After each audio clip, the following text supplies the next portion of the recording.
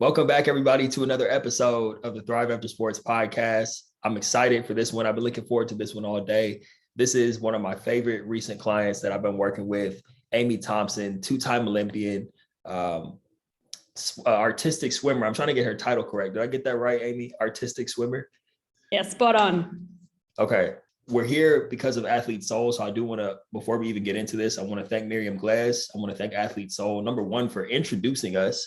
Otherwise, we wouldn't even be here right now. And also for allowing Amie to have a scholarship to work with Athlete Soul for free, which is awesome. So with that being said, like I always say before we dive into these episodes, if you are an athlete in need, if you are the parent, the coach of an athlete who is trying to figure out what they're going to do after their sport, please do not hesitate to reach out to us. We have plenty of free resources available to help athletes in transition.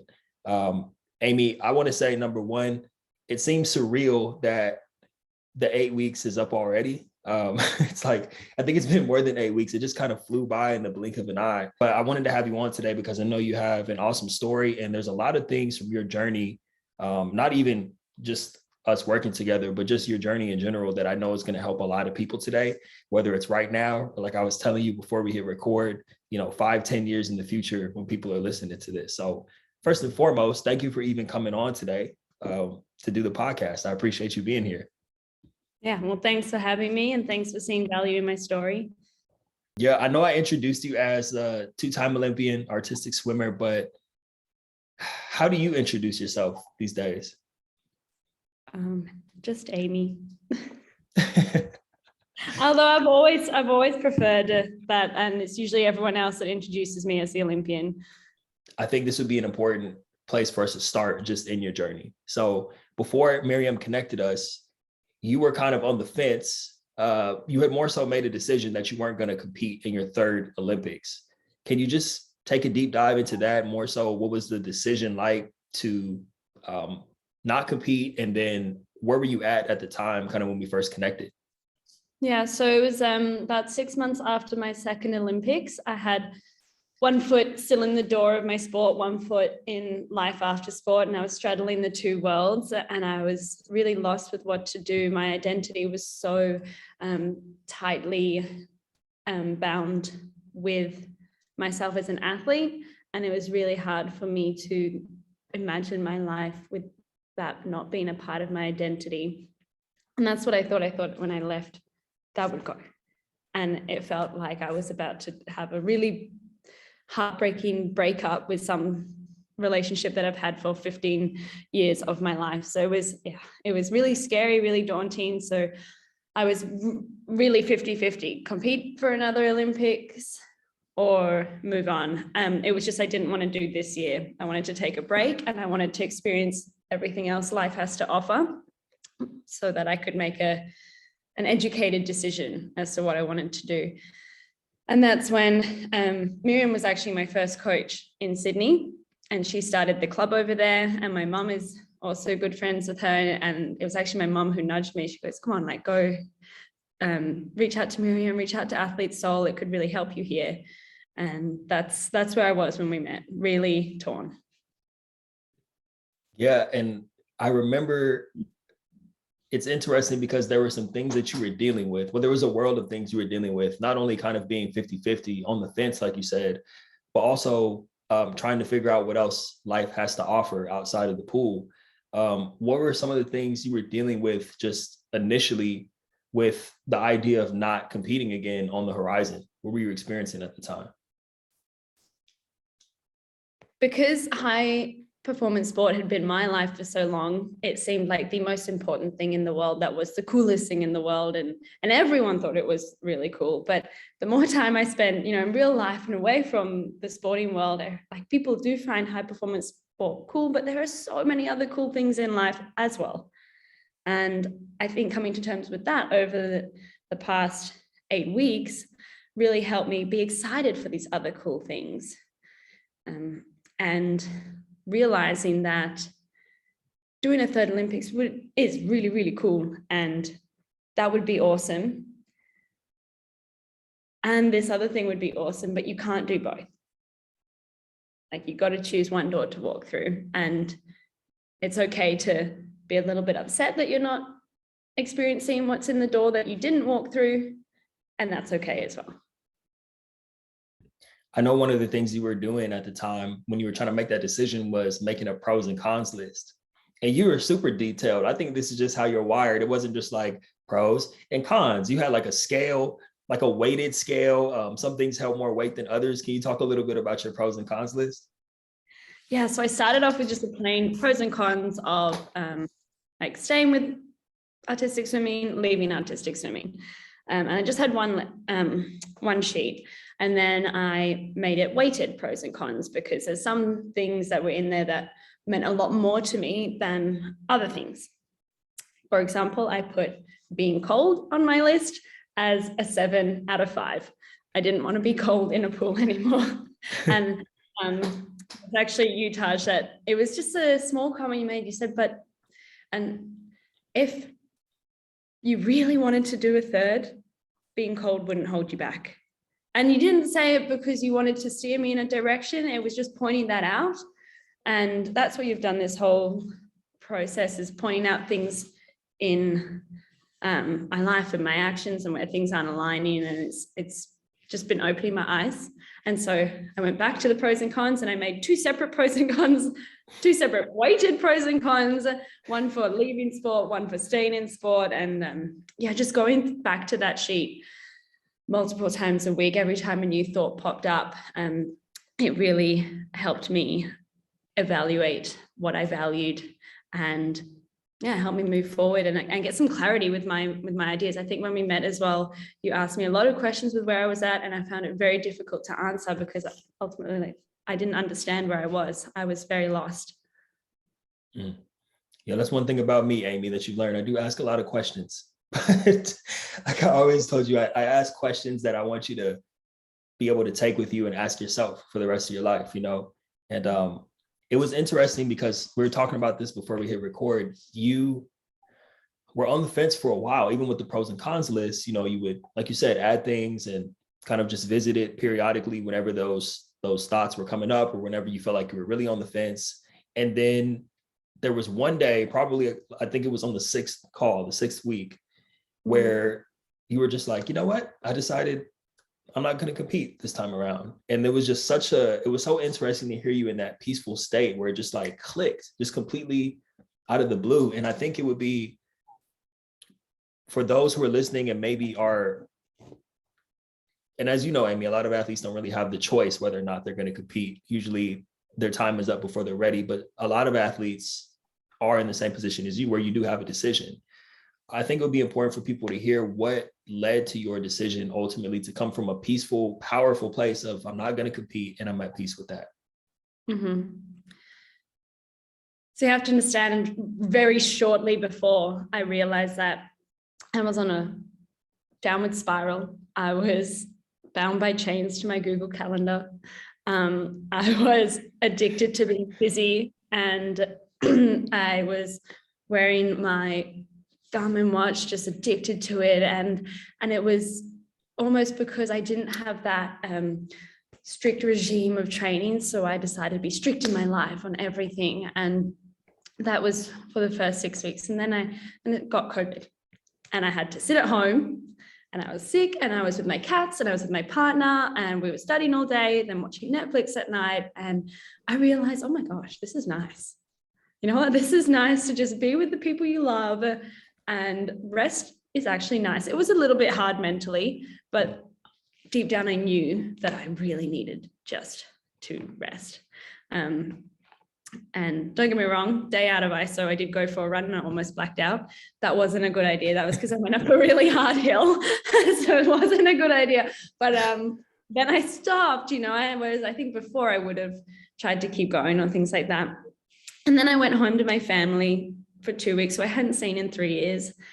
And again, that helped me reassess my values and realize that the important things in life are not how busy you are, what's on your resume, how many Olympics you've done, how many things you've checked off your bucket list. Like, that's all great stuff for your achievement, but the real important things are spending time with the people you love and being happy, because like uni grades count, but they're not going to make you happy.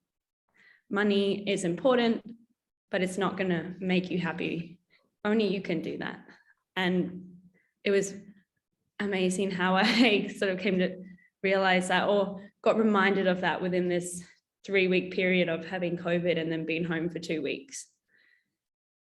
Yeah. And just completely got reminded all of that, reassessed my values, and felt good about my decision. You know, it's interesting that, well, number one, COVID is a thing that forced you to slow down from, like you said, having that jam-packed Google Calendar and the hectic schedule, always staying busy. But also it was, like you said, the catalyst that kind of got you to really have a solid glimpse into what your future looks like. Like you said, that's one of the reasons why you were on the fence, because you wanted to have a life and see what it was like to be in air quotes, normal human being, not an Olympic athlete having to compete and train all the time. So when you think about your future, and you kind of alluded to it earlier, just the time with family and not having such a rigorous schedule or having to work out 24/7, when you think about your future, what do you see? I know we did some work around that too. We almost created like a fictional character, so to speak, a future version of yourself, but what do you see moving ahead? I've got into triathlon training, which I'm loving. And backtracking to the moment I sort of realized that I was not really so keen on getting back in the pool, was I was actually having a meeting with the Australian governing body of artistic swimming, and they were telling us all about how to get back on the team, the trial process, blah, blah, blah. And they told us the month that it might be. And I thought, oh, I can't do that. I've got a half Ironman. I've got a triathlon race that month. And it was just deep down a little, I heard that. I just thought, you know what, I don't want to do it. And then I was watching the national team athletes in the pool, and I watched them with so much pride. I was very proud of them for what they have been doing, and they were looking really good. And I noticed that there wasn't a part of me that wanted to be in there with them. I could just enjoy watching them and be very impressed with their hard work without wanting to join in. So it was those 2 times that were a turning point for me. So then that's when I realized that in my future, I'll be pretty happy if triathlon's in my future. I'll be pretty happy. I'm finishing my engineering degree, hopefully in January. So in the near future, hopefully I'll be moving into the real adult working life, which I am 26 now. So if I had gone to Paris, that would only be happening when I'm 29. So I'm pretty excited for that. And there's just a lot of little things that you can't do when you're training 9 hours a day, like going for walks or having coffee with the people you love, or, even taking trips home, because when you're training, you can't take a week off multiple times a week to go home and see your family. Yeah. I think one thing I want people to take away from your story, Amie, is just how when you reach that level like you did of making the decision not to compete powerfully, or, for those who didn't voluntarily walk away from their sport, just making peace with the fact that chapter of your life is over. It doesn't have to be the end of the world, even though, like you said, it is very real. You go through a grieving process. You feel like you're going through this big breakup. You're breaking up basically with the sport that raised you. That's very real. And it's important to heal and process. At the same time, once you come through the other side of it, there's a level of excitement that takes place about, wow, that was a kind of a small window in my life, given the grand scheme of things, that I have the next 50, 60 or more years ahead of me to live a pretty cool life and do whatever I want to do. And to me, that's why I say that phone call, like everything about you was different after you made that decision from a peaceful perspective. And you were just like, it was nice to spend time with family. And, I got really excited for you, because I knew that you had crossed that threshold of like, I'm excited about my future now, Yeah. And it was so interesting. So I've had a few things changed once I made my decision. As you know, I've had a few issues in the past with the body image and then acting on those insecurities. And I think that's not uncommon in sport, especially with females, especially in artistic sports. And I found after Tokyo, I was trying to hold on to my Olympic body, which is extremely unrealistic because I wasn't in the pool for 8 hours a day anymore. And it was really affecting me. And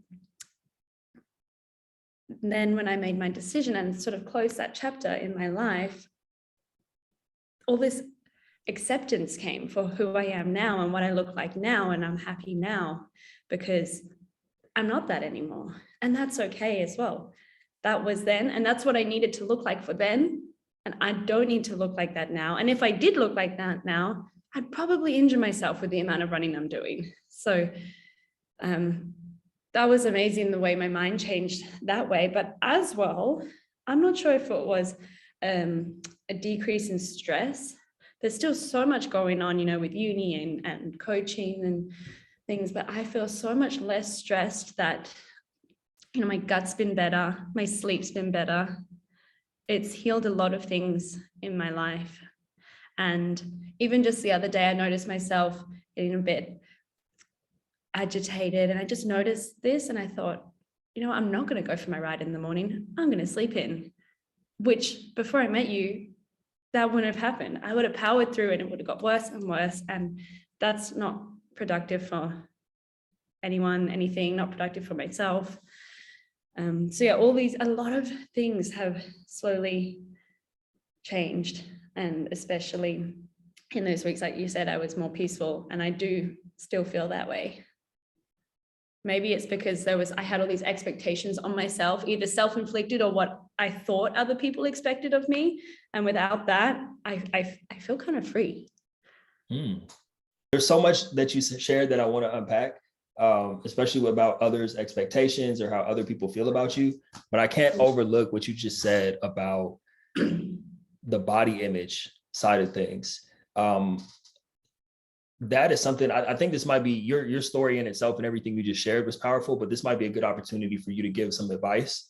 And I say that because it's a lot more significant for women, especially with the female athletes I've worked with. Like when you're no longer competing, your body does change because you're not working out at the same level.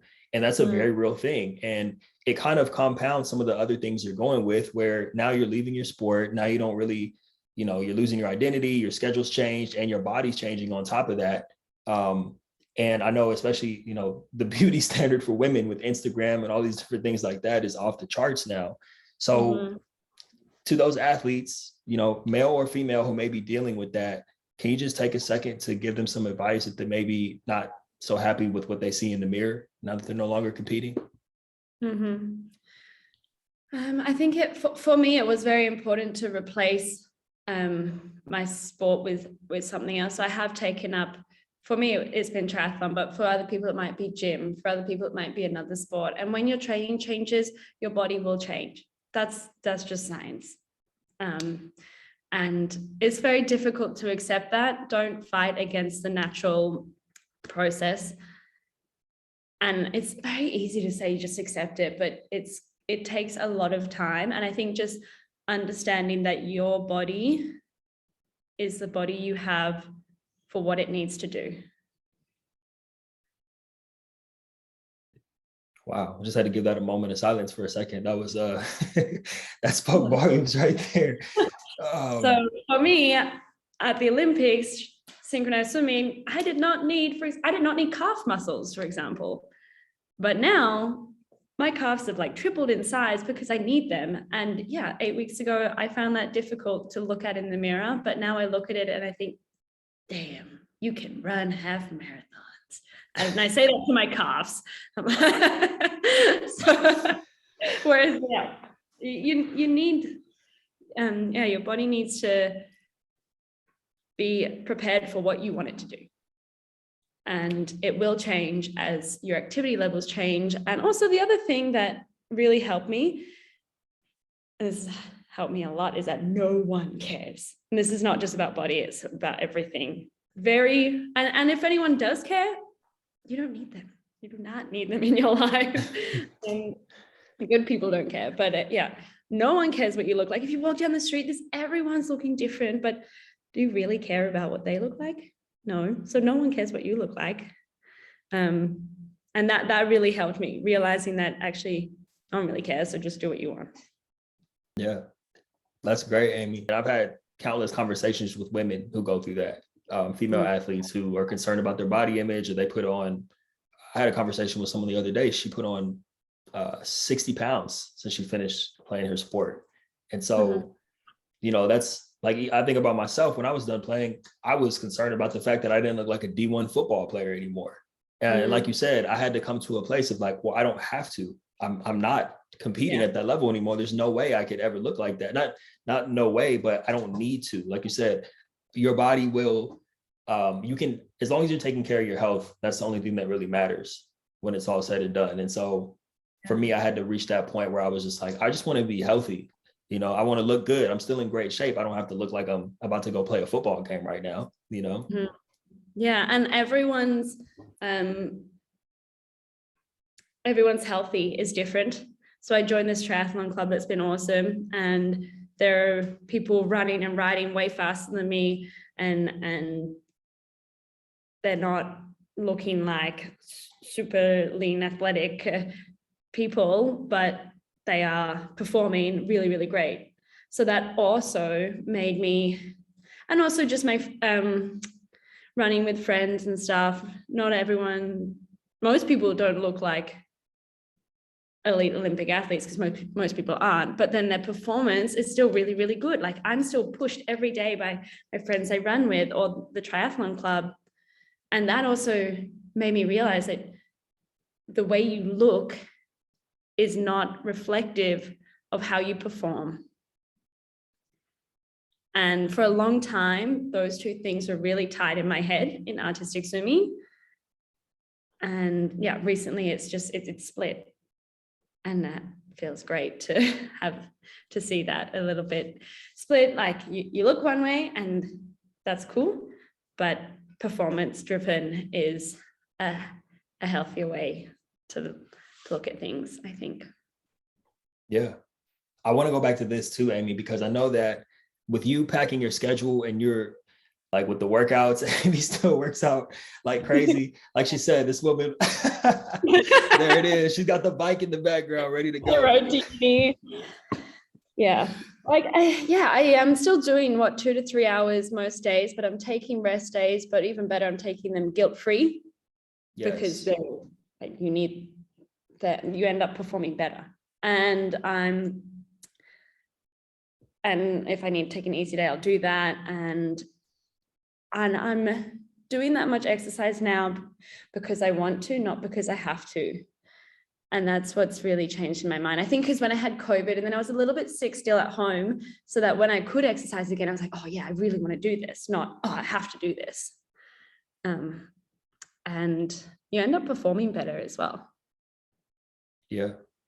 What about your, this is another thing too that we're talking about before we hit record, is kind of the defeats and victories. Because for so long, we're used to having our victories being winning matches or winning games. And of course, the defeats are when we lose or we don't place how we envision ourselves placing. But how did you sort of come to a place where you're looking at finding those victories in everyday life now that you're no longer competing? Yeah.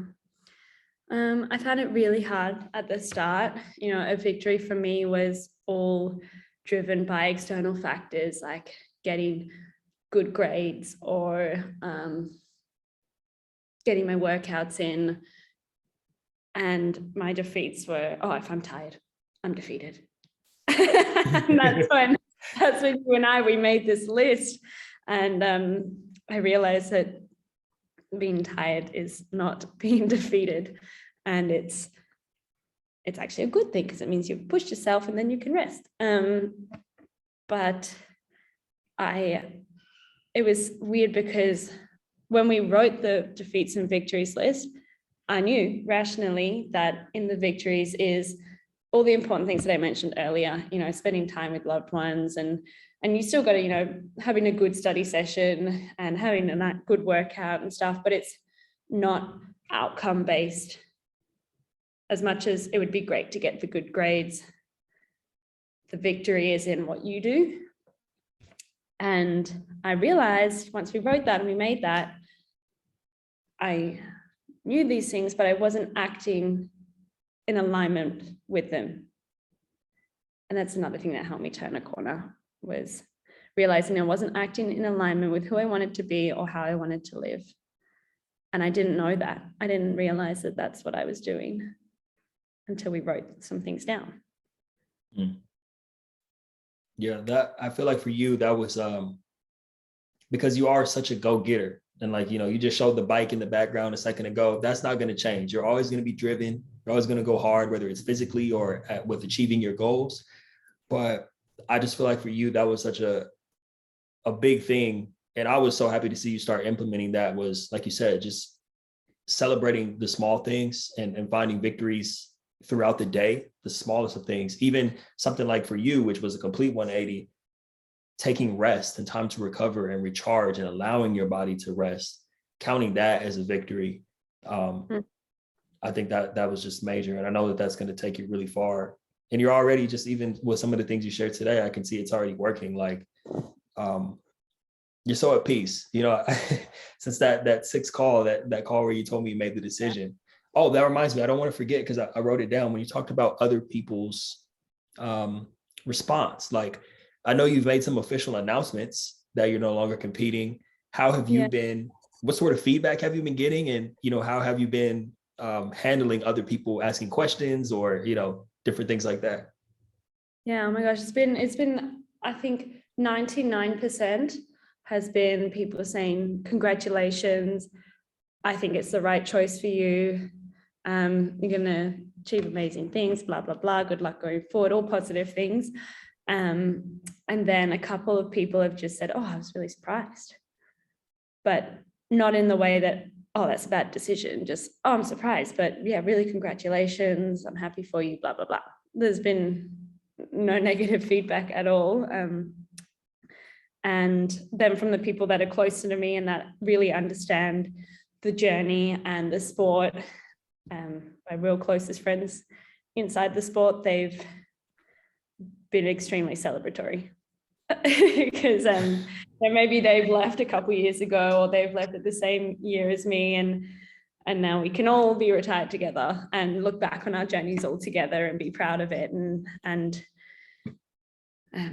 it's actually the artistic swimming in my state in Western Australia, they've done really well at retaining athletes that have retired. So we're all now either coaches or competition managers or on the board, which is fantastic to have something to move into, but to stay inside the sport.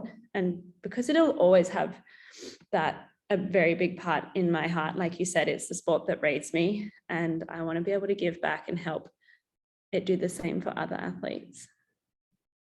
Yeah, you do have such a big heart, Amie. I love that you're finding a way that you can give back, kind of stay around the sport, pour into the athletes coming up behind you, but also you're not trying to build a life around it. You have other things that you're pursuing. Not that there's anything wrong with people who want to stay around their sport, but I think oftentimes a lot of athletes stay around their sport after retirement because it's comfortable. They don't know anything else. Maybe they're scared to branch out. For you, you're one of those people who just wants to give back out of the kindness of your heart, which I think is really cool. I think there was that fear of leaving the sport as an athlete because it was all I knew. You know, I started competitively when I was 12. And so there was fear, but that was as an athlete. I didn't want to leave being an athlete because I was scared of what else there was. Yeah, but as a coach, it's just, I love it. I love giving back, and I love being on pool deck, and I more love when it's really cold and I watch them get in and I can stay dry. That's the best part. That's so funny. Yeah, that was like, sometimes I still think, Amie, like the cold water was like the ultimate decision of you not competing again. Sometimes I really feel that might have been like the final straw when you think about that water. It really was. But, you know, I still get in and swim multiple times a week, but it's, you know, it's doing lap swimming, and then I get out and then I go home. I'm not in there for 3 hours. And there was another time around all these pivotal moments. There was one time I went to the pool, and the warmer pool that I usually swim in was occupied. So I had to go inside to this pool that is notoriously quite cold, at least for artistic swimmers. We hate it. It is the lowest ranked pool for us because it's just cold. It's a swimming temperature. So I guess swimmers don't find it cold. And I looked at it and I just thought, no, I don't want to get in that. So I just went home. And I felt so empowered by that decision. And that was my first step to feeling free and in charge of my future. And, there are days where, you still have to be tough on yourself. You still have to say, all right, suck it up, do the hard, do what you came here for. But that particular day, it wasn't worth it. It was not worth me pushing myself for that. So no, I just turned around and went home and it felt great. Right. Yeah, I think at that moment you realize wow, nobody's going to make me get in there. That's got to be a pretty cool feeling, right? Yeah, exactly. Mm-hmm.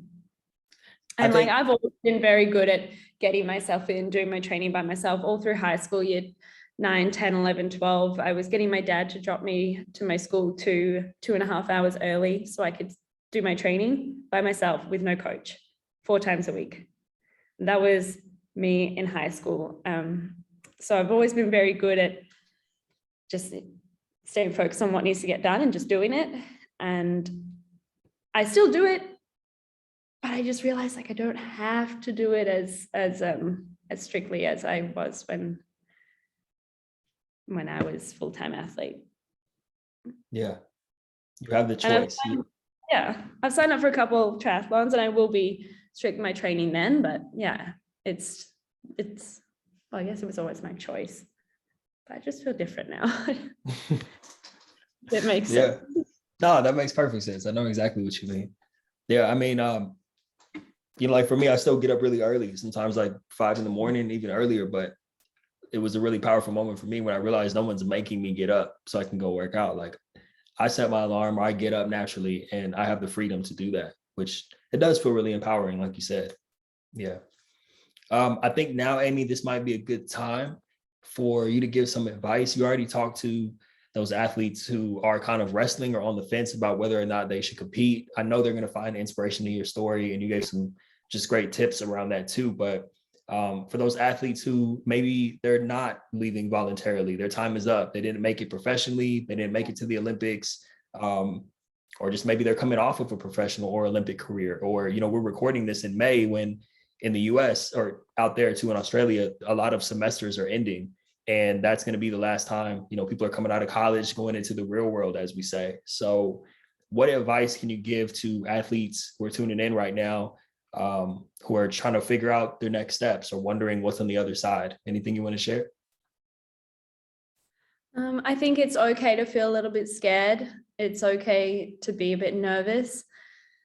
Step into the discomfort, try things that you have always wanted to try, but either didn't have the time or were too nervous. Just give a lot of things a go, and some things, maybe a lot of things, are not for you, but you won't know if you don't try.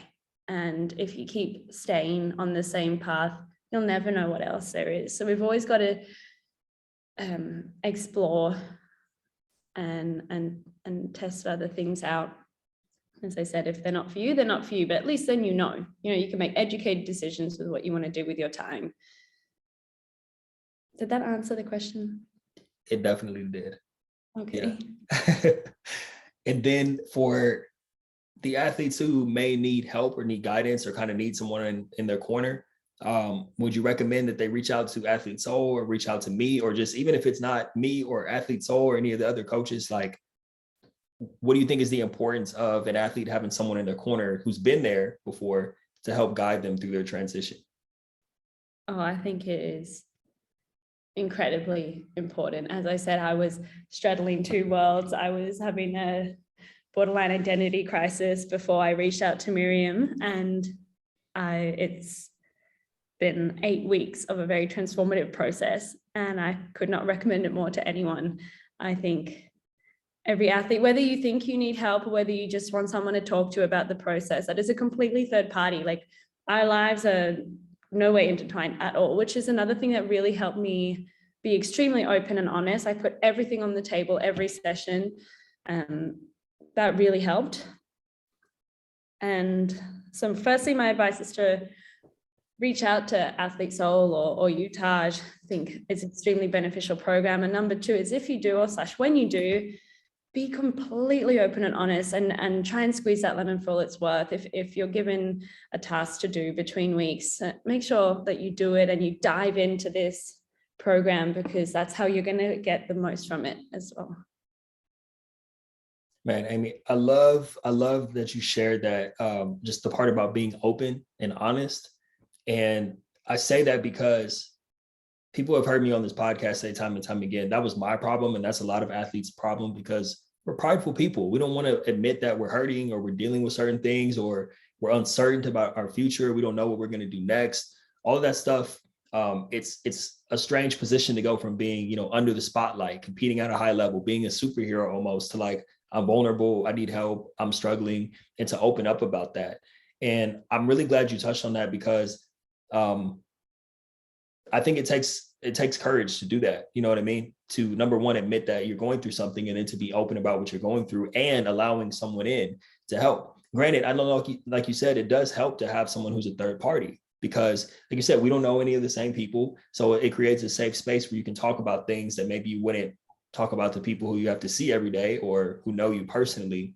But I do want to commend you for being willing to be vulnerable, like I said, because that does take courage, and for being willing to do the work, you know, to put yourself in a better position. Like, one thing about you, I knew from the jump, you were not here to mess around. No BS, no type of fluff. Just like, hey, I'm here. This is where I'm at. I want to get better and I want to move on with my life. And you did that very well. So just my closing remarks, I just want to tell you that it was an absolute honor and a privilege to work with you, to get to know you. I got better as a coach. And I'm just really inspired by who you are and where you're going. And I know that the people who listen to this, they're going to be forever transformed by hearing your journey. So I just want to say thank you for allowing me to coach you. Thank you for being vulnerable. And like I told you, I'm not going anywhere. So if you ever need anything, you know where to find me. Oh, yeah, well, I can't say thank you enough either for helping me transition through this, or at least, even as I said at the start, I didn't know if it was going to be a transition or not. And you just helped me see some clarity. So yeah, can't thank you enough. Thank you. My pleasure. Well, Amie, I do want to be respectful of your time. I know we're coming up on that hour mark. I was eating when we jumped on here, trying to finish that apple. So well, one goes fast. It does. Yep. We'll go ahead and wrap it up. I know you're getting your morning started out there. So thank you again. And everyone, I hope you enjoyed this. I know you enjoyed this episode with Amie Thompson. She's a prime example of what it looks like to thrive after sports. And Amie, thank you again for coming on, and we'll talk soon. You have a great day. Thanks. All right, everyone. We'll see you in the next episode.